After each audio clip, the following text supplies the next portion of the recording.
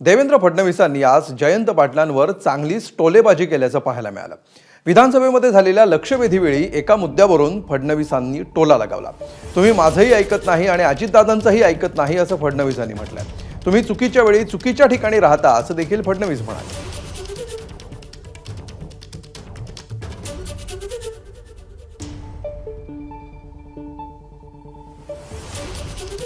जयंतरावने देखील आता जयंतराव तुम यस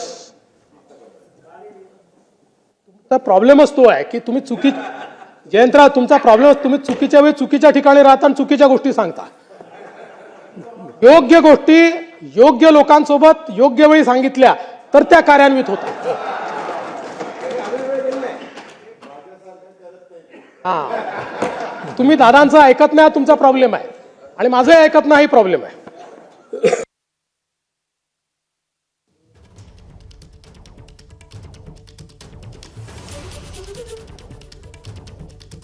तर सध्या जयंत पाटील यांच्या राजकीय भवितव्याविषयी चर्चा सुरू असतानाच मुख्यमंत्री फडणवीसांचं हे सूचक विधान पुन्हा एकदा यानिमित्त या सगळ्याची चर्चा सुरू करण्यासाठी कारणीभूत ठरतंय।